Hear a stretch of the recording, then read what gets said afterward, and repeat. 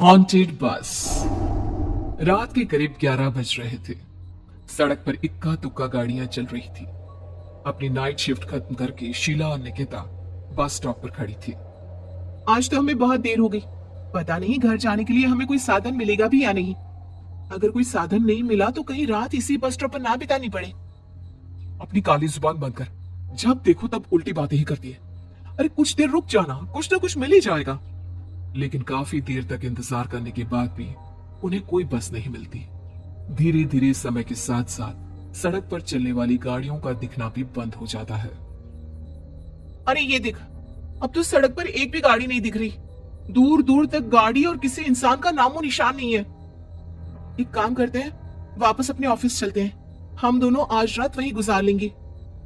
देख, तुझे अच्छी तरह पता है 10 बजे के बाद चौकीदार ऑफिस के मेन गेट पर ताला लगाकर अपने घर चला जाता है। ऑफिस जाने का कोई फायदा नहीं है। इस सुनसान सड़कों देख मुझे बहुत घबराहट हो रही है। एक काम करना, उसी चौकीदार के घर चलते हैं। वो भी तो परिवार वाला है। हम बेफिक्र होकर आज रात उसके घर पर रुक सकते हैं। अरे पागल, चौकीदार 10 बाई 10 की खोली में रहता है। उसके 4 बच्चे हैं। मतलब वो हमें अपने घर में कौन सी जगह देगा।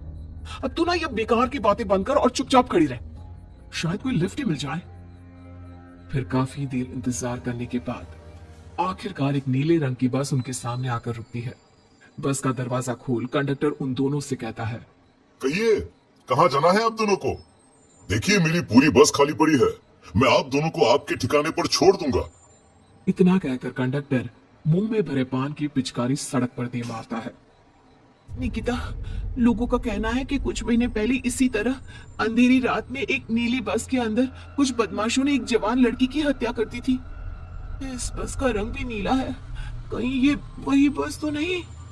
कंडक्टर शीला की बात सुन लेता है और मुस्कुराते हुए कहता है, देखिए मेम साहब, उस घटना के बारे में मैंने भी सुना है। माना कि उस बस का रंग और मेरी बस का रंग एक है, लेकिन दुनिया में नीले रंग की एक ही बस तो नहीं है ना। ये तो सिर्फ एक इत्तेफाक है। देखिए हमारी बस में एक मेम साहब पहले से ही बैठी हैं। चाहे तो अब देख लीजिए। निकिता गर्दन उठाकर देखती है तो बस के पीछे वाले हिस्से में एक लड़की कंबल ओढ़े बैठी हुई थी। सही तो बोल रहा है भैया, बस में पहले से एक लड़की बैठी है। चल अब हम भी बैठ जाते हैं। वैसे भी बहुत देर हो गई है। अरे ठहर जाना निकिता, मुझे डर लग रहा है। अरे तुझे इतना ही डर लग रहा है तो तू यही खड़ी रहे, मैं तो चली। अरे तू मुझे छोड़कर कहाँ जा रही है? मैं भी चलती हूँ। दोनों बस में जाकर बैठ जाती है। देखते ही देखते ड्राइवर बस को तेज रफ्तार में चलाना शुरू कर देता है। तभी शीला की नजर पीछे वाली सीट पर अकेली बैठी लड़की पर पड़ती है। उस लड़की की लाल आंखें और उसका आधा जला हुआ चेहरा देखकर शीला घबरा जाती है।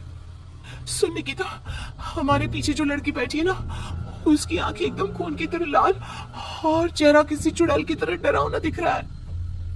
अरे छोड़ ना, कौन कैसा दिखता है? मुझे इन सब बातों में कोई दिलचस्पी नहीं है। मैं थोड़ी देर झपकी लेना चाहती हूँ, इसलिए अब तू अपनी बड़बड़ बंद कर प्लीज। बेफिक्र निकिता अपनी आंखें बंद करके बैठ जाती है। दूसरी ओर बस जंगल के रास्ते में पहुंची है। चारों तरफ घना अंधेरा और साथ ही जंगल में मौजूद जंगली जानवरों की डरावनी आवाजें शीला को और भी ज्यादा डराए जा रही थी। थोड़ी ही देर में बस एक बरगद के पेड़ के पास से गुजरती है। तभी अचानक बरगद की डाल पर बैठी एक बिल्ली कूदकर खिड़की के रास्ते शीला की गोद में आ जाती है। मर गई रे, बचाओ मुझे, कोई बचाओ। शीला के चिल्लाने की वजह से निकिता की आंख खुल जाती है और वो भी घबराकर इधर उधर देखने लगती है। तभी पीछे वाली सीट पर बैठी लड़की उठकर शीला के पास आती है और बिना कुछ कहे उस बिल्ली को शीला की गोद से उठा उसे सहलाते हुए अपनी गोद में लेकर वापस अपनी सीट पर जाकर बैठ जाती है। अरे शीला, तू तो बहुत ही डरपोक है। जरा जरा सी बात पर उछल पड़ती है। मैं कल से अकेले ही सफर करूंगी। अरे मैं क्या करूं? वो बिल्ली अचानक मेरी गोद में आ गिरी। अपनी बकवास बंद कर और मुझे चैन से सोने दे। इस तरह शीला को डांटकर निकिता फिर सो जाती है।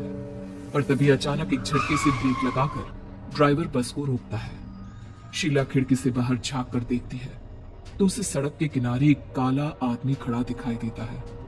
उसकी बड़ी बड़ी दाढ़ी और अजीब से कपड़े देखकर शीला को घबराहट होने लगी। क्या हुआ ड्राइवर भैया? आपने बस क्यों रोक दी? अरे वो देखो वहाँ, वो सड़क के किनारे एक आदमी खड़ा है, उसी के लिए मैंने बस रुकवाई है। शीला निकिता को धक्का देकर नींद से जगाती है।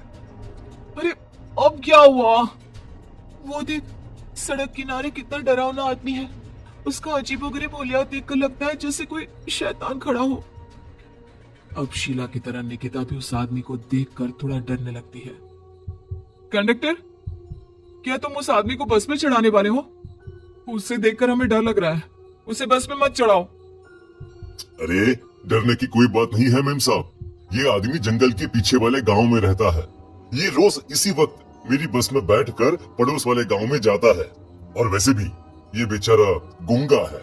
अगर आप लोगों को डर लगता है तो मैं इसे ड्राइवर के बगल में बिठा देता हूँ। ओ अच्छा, ठीक है। फिर कंडक्टर का इशारा पाते ही वो आदमी बस में सवार हो जाता है। ड्राइवर दोबारा एक्सीलेटर पर जोर देकर बस को आगे बढ़ाता है। थोड़ी ही देर में बस एक घाटी पर चढ़ती है। बस की एक तरफ गहरी और डरावनी खाई थी, पर ड्राइवर को इस बात से कोई फर्क पड़ता नजर नहीं आ रहा था। वो लगातार बस की रफ्तार बढ़ाकर बस चलता जा रहा था। ड्राइवर भैया, आप देखते नहीं क्या बगल में इतनी गहरी खाई है? बस की रफ्तार लगातार बढ़ाए जा रहे हो, थोड़ा धीरे चलाओ ना। अरे मेम साहब, घबराने की कोई बात नहीं है। ये तो मेरा रोज का काम है। मैं तो यहाँ इसी रफ्तार से बस चलाता हूँ। आप बेफिक्र होकर अपनी सीट पर बैठ जाइए, आपको कुछ नहीं होगा। ड्राइवर के कहने पर निकिता शांति से बैठ जाती है।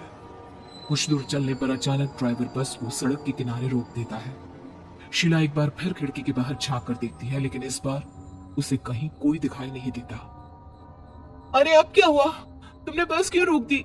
यहाँ तो दूर दूर तक कोई भी नहीं दिखाई दे रहा। ड्राइवर उसकी बात का कोई जवाब नहीं देता, पर कंडक्टर बोल पड़ता है। ये हमारी फेवरेट जगह है। हम अपने सारे अच्छे काम यहीं पर करते हैं। अब हमारा प्रोग्राम खत्म होने के बाद ही बस यहाँ से आगे बढ़ेगी।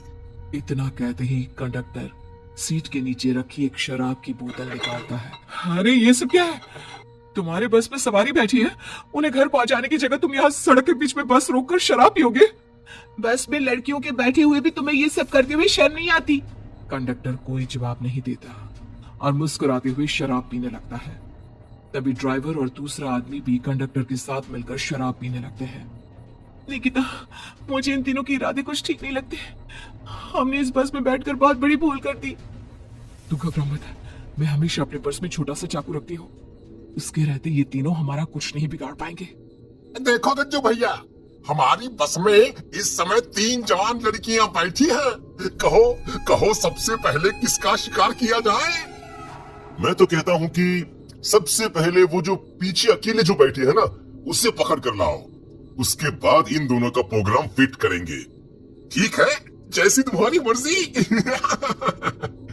अब वो आदमी पीछे वाली सीट पर बैठी लड़की के पास पहुंचकर उसका हाथ पकड़ लेता है, लेकिन तभी अचानक उस लड़की की आंखें जरूरत से ज्यादा बड़ी और लाल होने लगती है।